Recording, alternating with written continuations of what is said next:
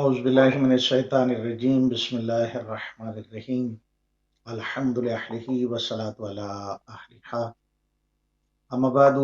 فقد قال اللہ تعالی وتبارک فی کلامہ المجید وفرقانہ الحمید وقولہ الحق بسم اللہ الرحمن الرحیم النبی اولی بالمؤمنین من انفسہم وازواجہ امہاتہم۔ ناظرین السلام علیکم۔ پروگرام سحر ود ہدایت کے ساتھ عابد رضوی آپ کی خدمت میں حاضر ہے۔ تمام ناظرین کو ماہ رمضان کے ان ایام، ان راتوں کی عبادات کے حوالے سے اور اپنے آپ کو خدا کے قریب کرنے کے حوالے سے جو خالق کائنات نے ہمیں وقت عطا کیا ہے، زندگی کے یہ لمحات عطا کیے ہیں، ان لمحات میں ہماری کوشش یہی ہونی چاہیے کہ ہم جتنا زیادہ سے زیادہ اپنے پروردگار، اپنے خالق، اپنے مالک حقیقی کے ساتھ جتنا مضبوط رشتہ بنا سکتے ہیں اسے بنانے کی کوشش کرنی چاہیے۔ الحمدللہ پہلا عشرہ گزر چکا ہے ماہ رمضان کا، دوسرے عشرے کا آغاز آج ہو چکا ہے۔ ہمیں اس بات کی طرف متوجہ ہونا ہے اور غور کرنا ہے کہ ہم نے جو پہلا عشرہ رمضان کا ہم سے جدا ہوا ہے، اس عشرے میں ہم نے کیا کمایا، کیا کیا، اور 10 ماہ رمضان کو شہادت ہے جناب خدیجۃ الکبریٰ سلام اللہ علیہا کی۔ میں اپنے تمام ناظرین کو شہادت جناب سیدہ خدیجۃ الکبریٰ سلام اللہ علیہا پہ ہدیہ تعزیت پیش کرتا ہوں۔ اپنے ناظرین اور بالخصوص وقت کے امام، علماء کرام، مراجع عظام اور پوری ملت اسلامیہ اور پوری انسانیت کو ہدیہ تعزیت پیش کرتا ہوں۔ اس معظمہ کی شہادت میں اس لیے کہہ رہا ہوں کیونکہ جو تکلیفیں اٹھائیں، جو زحمتیں اٹھائیں شیب ابی طالب میں جناب خدیجۃ الکبریٰ سلام اللہ علیہا نے، اور اس کے بعد یک کے بعد دیگرے دونوں محسن اسلام، محسن رسالت اس دنیا سے تشریف لے گئے، اور پیغمبر گرامی صلی اللہ علیہ وآلہ وسلم کی ان کے ساتھ محبت، ان کے ساتھ جو ایک رشتہ تھا، جو ان کے اسلام پہ احسانات تھے، اور پیغمبر گرامی صلی اللہ علیہ وآلہ وسلم کی کس طرح سے انہوں نے نصرت کی، اسلام کی نصرت کی، اس نصرت ہی کی وجہ سے، ان کے جذبہ ایمان کی وجہ سے پیغمبر گرامی صلی اللہ علیہ وآلہ وسلم کو اتنی تکلیف محسوس ہوئی کہ پیغمبر گرامی صلی اللہ علیہ وآلہ وسلم نے جس سال جناب خدیجۃ الکبریٰ سلام اللہ علیہا اور حضرت ابو طالب علیہ السلام کا ان دونوں شخصیتوں کی شہادتیں ہوئی تو پیغمبر گرامی صلی اللہ علیہ وآلہ وسلم نے اس سال کو عام الحزن قرار دیا، یعنی غم کا سال قرار دیا۔ خالق کائنات کی کتاب لا ریب سے ایک آیہ مجیدہ کے ایک حصے کو تلاوت کرنے کا شرف حاصل کیا ہے، اور اسی کے حوالے سے آج چند گزارشات اپنے ناظرین کی خدمت میں عرض کرنا چاہوں گا۔ خالق کائنات ارشاد فرماتا ہے، بسم اللہ الرحمن الرحیم، النبی اولی بالمؤمنین من انفسہم وازواجہ امہاتہم۔ نبی جو ہے وہ تمہارے نفسوں سے اولا ہے، اے صاحبان ایمان، اور جو نبی اکرم صلی اللہ علیہ وآلہ وسلم کی ازواج ہیں وہ تمہاری مائیں ہیں، یعنی زوجہ پیغمبر گرامی صلی اللہ علیہ وآلہ وسلم کی تکریم کا مرتبہ، ان کی عظمت، ان کا مقام،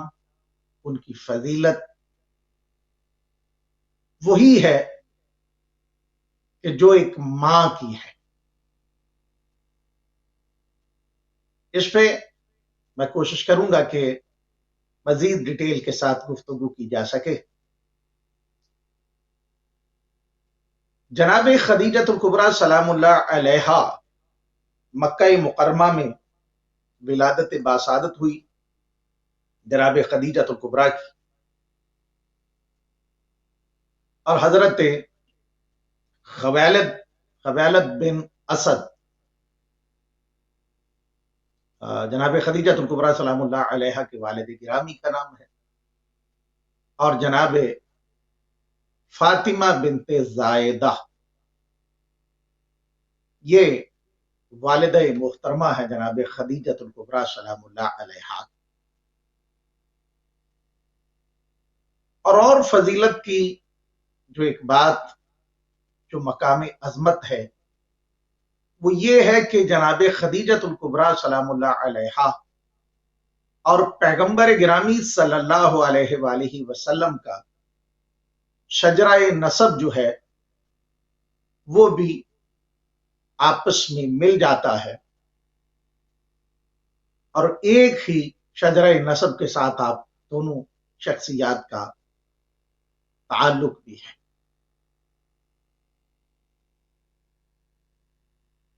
جناب خدیجۃ الکبریٰ سلام اللہ علیہا کی شہادت 10 ماہ رمضان بعثت کے 10 سال کے بعد ہوئی ہے، اور وجہ میں نے اپنے ناظرین کی خدمت میں عرض کی کہ اب ہم اس کی تھوڑی سی ڈیٹیل میں جائیں گے تو پھر بات اور مزید جو ہے وہ واضح ہو جائے گی کہ جناب خدیجۃ الکبریٰ سلام اللہ علیہا کو یہ شہیدہ کا درجہ جو دیا جاتا ہے اس کی وجوہات کیا ہے۔ جناب خدیجۃ الکبریٰ سلام اللہ علیہا کے کچھ مشہور القاب ہیں، ان القاب میں ایک سیدہ ہے، مبارکہ ہے، طاہرہ ہے، اور کبریٰ ہے، اور جو کنیت ہے جناب خدیجۃ الکبریٰ سلام اللہ علیہا کی وہ ام المومنین اور ام زہرا، یعنی جناب سیدہ فاطمہ الزہرا سلام اللہ علیہا کی والدہ محترمہ جو ہیں وہ بھی جناب خدیجۃ الکبریٰ سلام اللہ علیہا ہے۔ بلکہ یوں کیوں نہ کہا جائے کہ جو پیغمبر گرامی صلی اللہ علیہ وآلہ وسلم کو تانا دینے والے تھے، اذیتیں دینے والے تھے، پیغمبر گرامی صلی اللہ علیہ وآلہ وسلم کے لیے مشکلات پیدا کرنے والے تھے، اور پیغمبر گرامی صلی اللہ علیہ وآلہ وسلم کو مختلف انداز کے ساتھ جو تکلیفیں پہنچایا کرتے تھے، ان کی زبانوں کو جو پروردگار نے بند کیا، اور انا اعطینک الکوثر کی جو تفسیر خالق کائنات نے جناب پیغمبر گرامی صلی اللہ علیہ وآلہ وسلم کو عطا فرمائی، جناب سیدہ فاطمہ الزہرا سلام اللہ علیہا کی صورت مبارکہ میں، وہ بھی جناب خدیجۃ الکبریٰ سلام اللہ علیہا ہی کی پاک و پاکیزہ گود میں تشریف لائی۔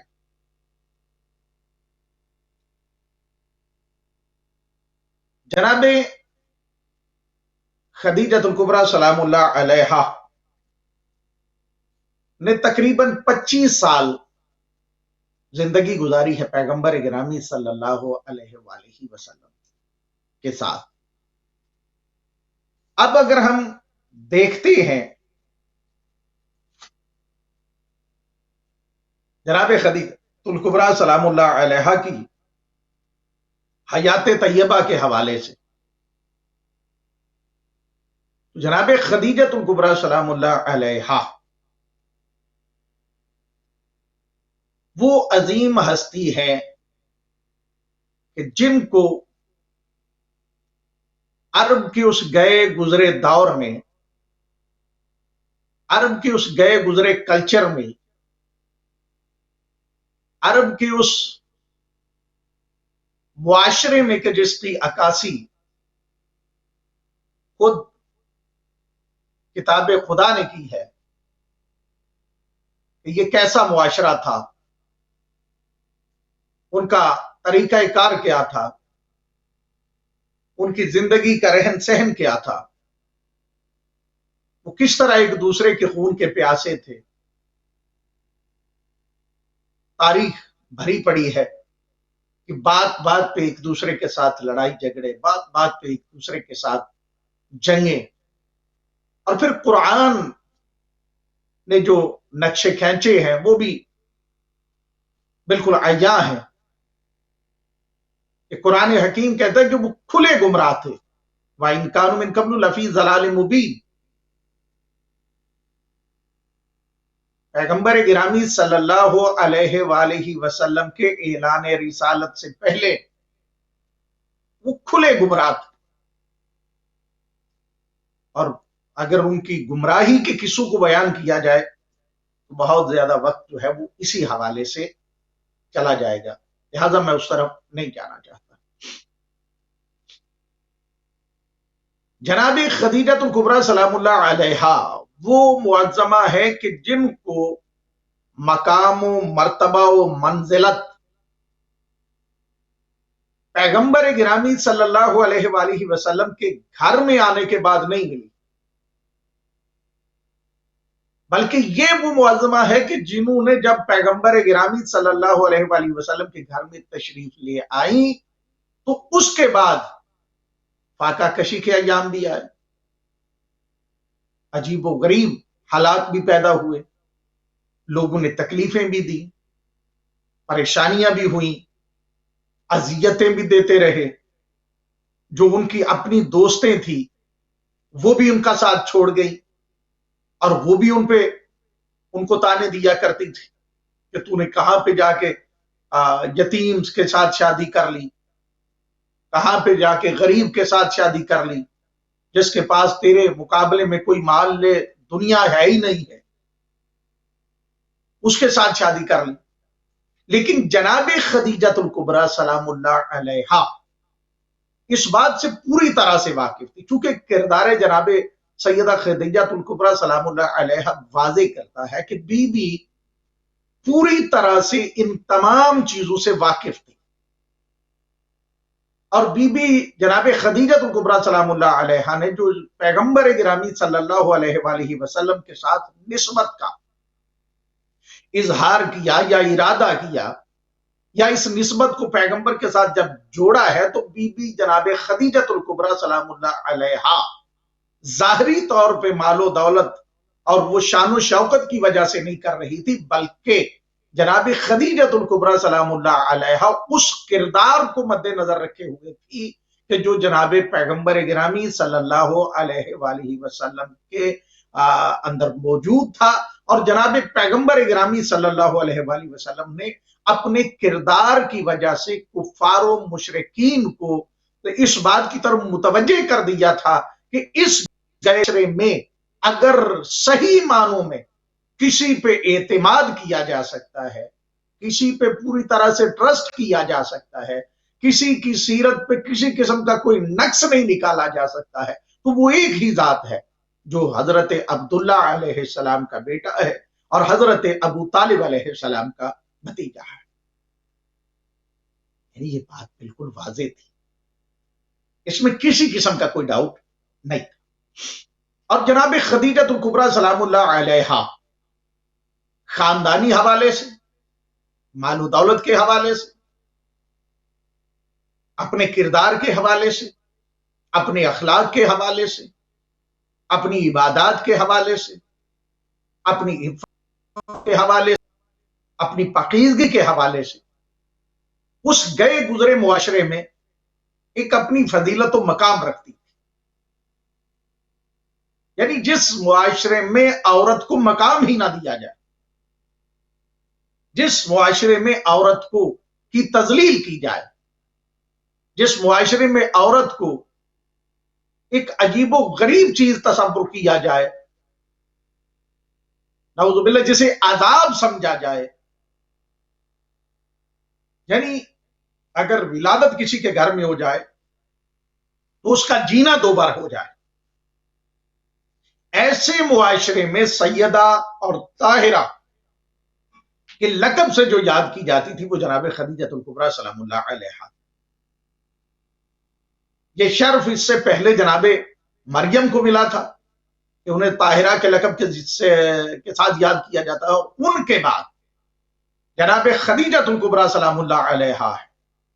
کہ جنہیں یہ ٹائٹل کے ساتھ یاد کیا جاتا تھا کہ سیدہ طاہرہ۔ اور پھر ایسی زندگی، اتنا مال کہ جس کے بارے میں تاریخ اسلام کے بڑے بڑے مورخین نے لکھا ہے۔ یعنی ایک تو ہوتا ہے نا کہ اگر کسی فرقے کے ساتھ کسی کا تعلق ہے، کسی ٹولے کے ساتھ کسی کا تعلق ہے، تو وہ کسی کو بڑھا چڑھا کے پیش کرے۔ الحمدللہ ہمیں جو اپنے راہبر، اپنے پیشوا، اپنے رہنما جو ملے ہیں، جن کی سیرت کو ہم اپنا سکتے ہیں، انہیں کسی فرقے کے ساتھ منسوب ہونے کی وجہ سے فرقہ واریت یا فرقے کے حوالے سے ان کی تعریف یا ان کی عظمت کو بیان نہیں کیا جاتا، بلکہ یہ وہ ہستیاں ہیں کہ جن کے کردار کو پوری انسانیت تسلیم کرتی ہے، اور یہ وہ لوگ ہیں کہ جنہیں اللہ نے چنا ہوا ہے، یہ اللہ کے مجتبی بندے ہیں، اور یہ وہی لوگ ہیں کہ جو اللہ کی رضا کے خلاف کوئی عمل نہیں کرتے۔ جناب خدیجۃ الکبریٰ، میں نے جیسے عرض کیا کہ کئی ہزار اونٹ مال تجارت، یعنی سلسلہ لگا رہتا تھا، ادھر اونٹ گئے ادھر اونٹ آئے، اتنا مال تجارت ہونے کے باوجود، اتنی مالدار ہونے کے باوجود، جس شخصیت سے متاثر ہوئی، جن پہ اعتماد ہے، جن پہ یقین ہے، جن کے کردار کا کلمہ پڑھ چکی ہے، اس عظمت والی ہستی کا نام ہے محمد مصطفیٰ صلی اللہ علیہ وسلم۔ اور یہاں پہ میں کل بھی اس حوالے سے عرض کیا، اور آج دوبارہ میں چاہوں گا کہ اس حوالے سے چند گزارشات جو ہے وہ عرض کروں کہ جناب خدیجۃ الکبریٰ یہ وہ معظمہ ہیں کہ جن کے بارے میں معصومین کے فرامین موجود ہیں، یعنی بعد والے آئمہ جن کی جدہ کا نام جناب خدیجۃ الکبریٰ سلام اللہ علیہا ہے، انہوں نے بھی اپنی جدہ کی عظمت کو بیان کیا۔ امام صادق آل محمد علیہ السلام فرماتے ہیں کہ یہ جناب خدیجہ الکبریٰ وہ معظمہ ہے کہ جو قریش کی عورتوں کی سردار ہے، اور انہوں نے قریش کے بزرگوں اور سرداروں کی خواستگاری کی درخواست کو رد کر دیا تھا، اور جو پیغمبر گرامی صلی اللہ علیہ وآلہ وسلم کے بارے میں اس دور کے راہب، اس دور کے صاحب علم جو لوگ تھے، جو انہوں نے پیغمبر گرامی صلی اللہ علیہ وآلہ وسلم کی عظمت کے بارے میں فرما رکھا تھا، ان تمام چیزوں کو درک کیا، اور درک کرنے کے بعد پیغمبر گرامی صلی اللہ علیہ وآلہ وسلم کے ساتھ اپنے عقد کا فیصلہ کیا۔ اسی طرح امام حسن عسکری علیہ السلام جو دعا فرماتے ہیں، اور اس دعا میں امام حسن عسکری علیہ السلام فرماتے ہیں کہ پروردگار حضرت خدیجہ الکبریٰ اور ان کی طیبہ و طاہرہ و زکیہ و تقیہ و عالمہ معلمہ بیٹی جناب فاطمہ الزہرا سلام اللہ علیہا پہ درود بھیج، ایسا کہ جو محمد مصطفیٰ صلی اللہ علیہ وآلہ وسلم کی عظمت کا سبب بنے، اور اسے ان کی اولاد کی آنکھوں کی ٹھنڈک قرار دے۔ یعنی اور پھر آپ دیکھیے کہ جو ہم زیارت وارثہ پڑھتے ہیں، اس میں بھی جناب خدیجہ الکبریٰ سلام اللہ علیہا کا ذکر آتا ہے امام حسین علیہ السلام کی اس زیارت میں۔ یعنی ائمہ معصومین علیہ السلام نے مختلف مقامات پر جناب خدیجہ الکبریٰ سلام اللہ علیہا کی عظمت کی طرف متوجہ کیا، حتیٰ کہ اگر آپ دیکھتے یہ وہ معظمہ ہے کہ جن کا ذکر کرنے سے میں سمجھتا ہوں کہ آل پیغمبر نے بھی، پیغمبر تو اپنے مقام پہ تھے کہ بعد از جناب خدیجہ الکبریٰ پیغمبر گرامی صلی اللہ علیہ وآلہ وسلم اکثر تذکرہ جناب خدیجہ الکبریٰ کیا کرتے تھے، حتیٰ کہ یہاں تک روایتیں موجود ہیں کہ جب کوئی ان کی سہیلی جو مخلص تھی ان کے ساتھ، وہ اگر مدینے میں وہاں پہ تشریف لے آیا کرتی تھی تو پیغمبر گرامی صلی اللہ علیہ وآلہ وسلم جناب خدیجہ الکبریٰ سلام اللہ علیہا کا تذکرہ کیا کرتے تھے۔ اور ایک مرتبہ جب تذکرہ کیا تو ام المومنین حضرت عائشہ نے پیغمبر گرامی صلی اللہ علیہ وآلہ وسلم کی خدمت میں یہ عرض کیا، یا رسول اللہ، جب آپ کے پاس ماشاءاللہ اتنی جوان ازواج موجود ہے تو پھر آپ بار بار اس بڑھیا کا کیوں تذکرہ کرتے ہیں، اس بوڑھی کا کیوں تذکرہ کیا کرتے ہیں کہ جو اس وقت آپ کی زندگی سے ظاہری طور پہ جا چکی ہے؟ تو تاریخ کے یہ جملے کہ پیغمبر گرامی صلی اللہ علیہ وآلہ وسلم ناراضگی کا اظہار کرتے ہوئے فرمایا، خبردار خدیجہ کے بارے میں کچھ نہ کہے، اس لیے کہ خدیجہ الکبریٰ وہ ہیں کہ جنہوں نے میری اس وقت مدد کی کہ جس وقت کوئی مدد کرنے والا نہیں، جنہوں نے اسلام کے لیے اس وقت مال خرچ کیا کہ جس وقت کوئی مال خرچ کرنے والا نہیں۔ یعنی جناب خدیجہ الکبریٰ کی عظمت، ان کا مقام، ان کا مرتبہ اتنا بلند تھا پیغمبر گرامی صلی اللہ علیہ وآلہ وسلم، اور حتیٰ کہ روایات میں اگر دیکھا جاتا ہے تو بہت ساری روایات ایسی ہیں کہ جہاں پہ بار بار تذکرہ کی، حتیٰ کہ جناب زینب سلام اللہ علیہا جو جناب سیدہ فاطمہ الزہرا سلام اللہ علیہا کی بیٹی ہیں اور امام حسن و حسین علیہ السلام کی بہن ہے، اور اس پورے واقعے کربلا کی جو ہے وہ شاہدہ بھی ہے، ان کے بارے میں بھی پیغمبر گرامی صلی اللہ علیہ وآلہ وسلم نے فرمایا کہ میں حاضرین و غائبین کو اس بات کی طرف تاکید کر کے جا رہا ہوں، وصیت کر کے جا رہا ہوں کہ اس بچی کا خیال رکھنا، اس لیے کہ یہ میرے نزدیک وہی مقام و مرتبہ رکھتی ہے کہ جو مقام و مرتبہ میرے نزدیک جناب خدیجہ الکبریٰ سلام اللہ علیہا کا تھا۔ جناب زینب کبریٰ سلام اللہ علیہا، یعنی جو کردار جناب خدیجہ الکبریٰ سلام اللہ علیہا کا تھا، انہوں نے مال کے ذریعے سے اسلام کی مدد کی، उन्होंने जो अपनी शान व शौकत थी सारी के सारा कुछ इस इस्लाम की बका के लिए, इस्लाम की सरबुलंदी के लिए बीबी ने खर्च कर दिया। और जनाब ज़ैनब सलामुल्लाह अलैहा ने भी उसी पैगाम रिसालत तौहीद जो है उसको जिंदगी बख्शने के लिए कुरान की हुर्मत को की पासदारी करते हुए भी अपनी औलाद को भी कुर्बान किया, अपना सारा कुछ कुर्बान कर दिया, हत्ता कि अपनी चादर को भी कुर्बान कर दिया, अपनी जद्दा की सीरत पे चलते हुए। फिर जिसके पास इतनी शान शौकत हो, इतना मालो मताल, वो सारा कुछ छोड़ के फौरी तौर पे पैगंबर गिरामी सल्लल्लाहु अलैहि वसल्लम के साथ मरबूत हो गए, तिजारत के लिए भेजा। जो माल पहले भेजा करती थी जनाब खदीजतुल कुबरा, इस दफा यानी जो पैगंबर गिरामी सल्लल्लाहु अलैहि वसल्लम के किरदार से मुतासिर थी, उनकी अजमत से वाकिफ थी, इसलिए कि ऐसे किसी को अपनी जिंदगी का सरमाया नहीं दिया जा सकता जब तक इस बात का यकीन ना हो कि जिसके हाथ में मैं अपना सारा सिलसिला सौंप रहा हूं या सौंप रही हूं, वो इसको जाया नहीं करेगा, वो इसको की इस्तेमाल में गैर जिम्मेदार नहीं होगा। और पैगंबर गिरामी सल्लल्लाहु अलैहि वसल्लम ने अभी ना ऐलान रिसालत किया था, ना ऐलान नबूवत हुआ था, ना अभी कुरान हकीम का नज़ूल हुआ था। और पैगंबर तिजारत पे गए और तिजारत से जब वापिस आए तो डबल मुनाफा हुआ। जो पहले मुनाफा हुआ करता था उससे कई गुना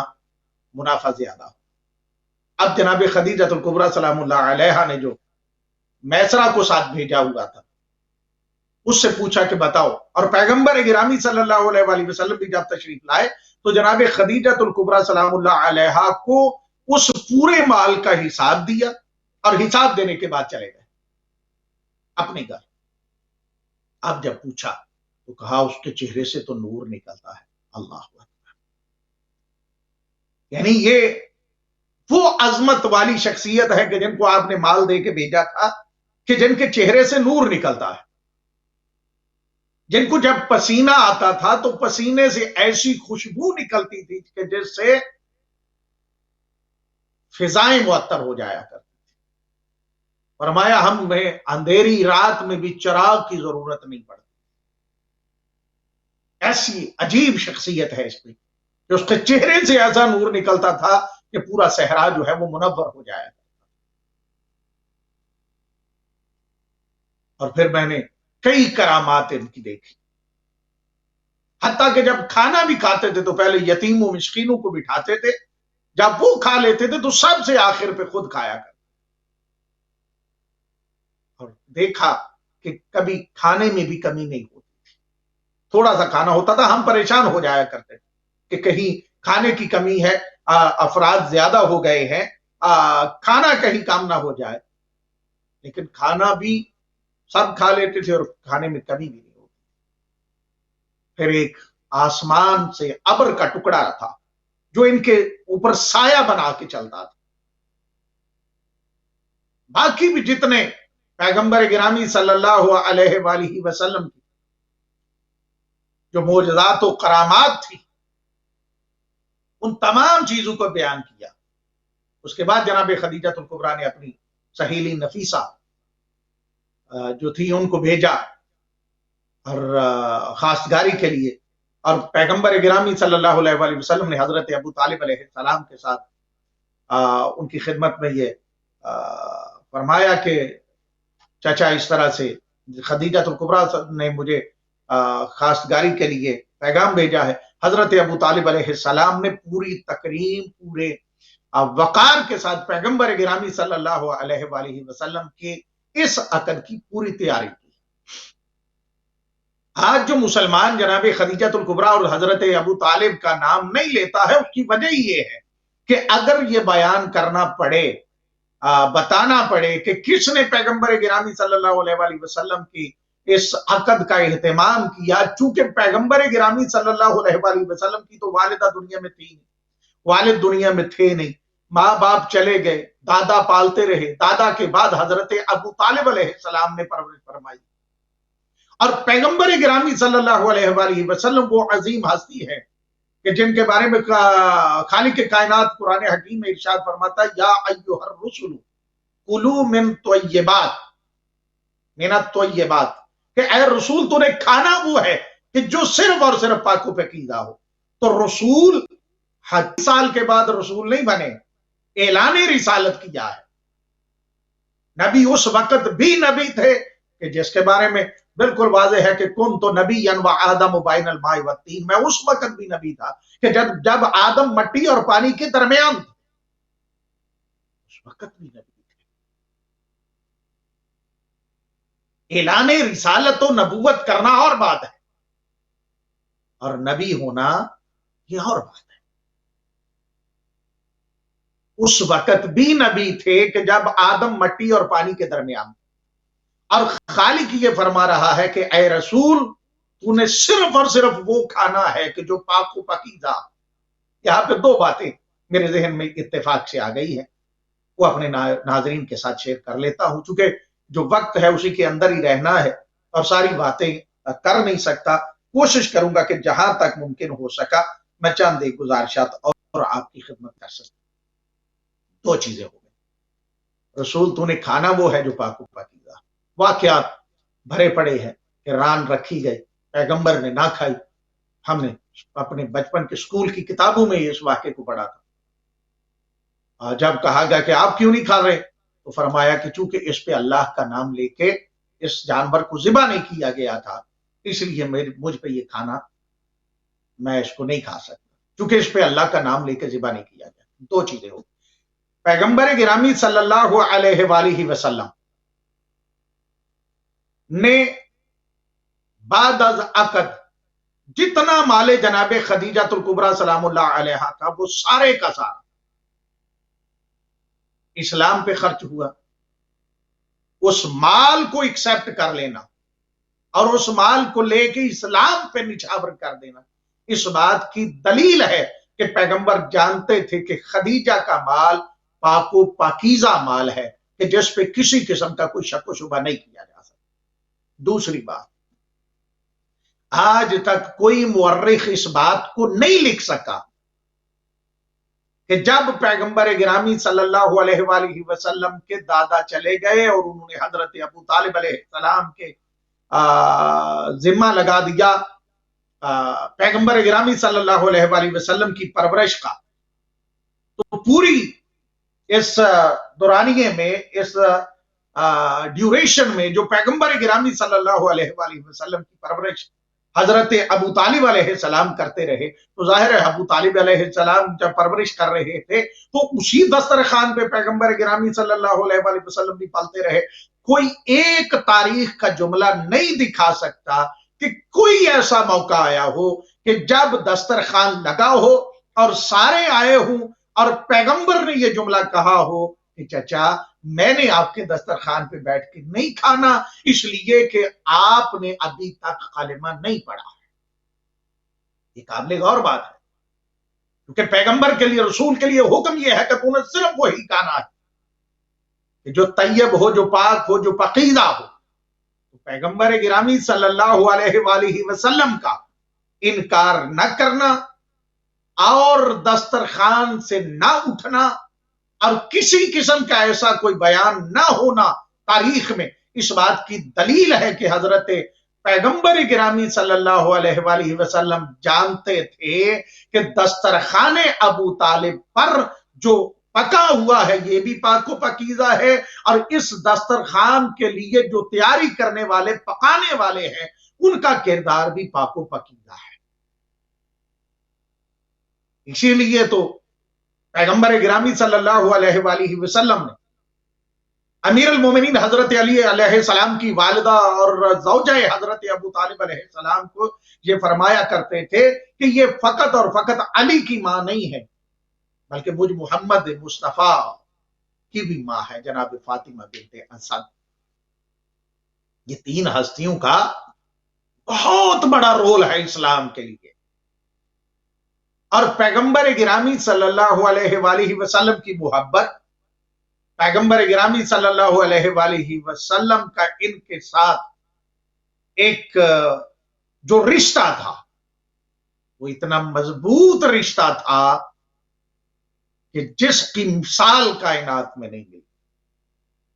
بات تھوڑی سی آگے لے کے چلنے کی کوشش کرتے ہیں۔ پیغمبر گرامی صلی اللہ علیہ وآلہ وسلم تشریف فرماتے مسجد میں، اور مسجد میں پیغمبر گرامی صلی اللہ علیہ وآلہ وسلم نے ایک مرتبہ امام حسن و امام حسین علیہ السلام کا تعارف کروانا شروع کیا۔ فرماتے ایھا الناس، اے لوگو، الا اخبرکم، کیا میں تمہیں ایک خبر نہ دوں،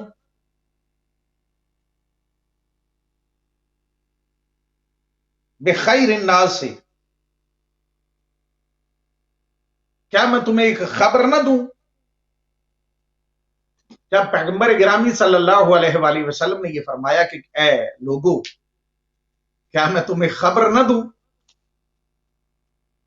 تو آگے سے جو صحابہ اکرام تشریف فرما تھے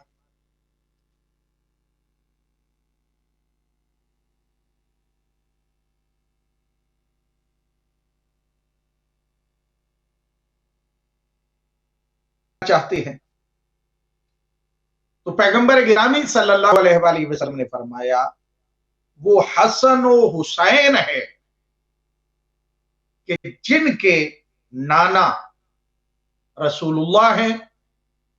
اور یہ وہی حسن و حسین ہے کہ جن کی نانی جناب خدیجہ بنت خویلد ہے۔ یعنی پیغمبر گرامی صلی اللہ علیہ وآلہ وسلم نے عظمت حسنین شریفین کو بیان کرتے ہوئے بھی ساتھ جناب خدیجہ الکبریٰ سلام اللہ علیہا کی عظمت کو بھی لوگوں پر بالکل واضح کر دیا۔ اب تھوڑا سا بات کو آگے لے کے چلتے ہیں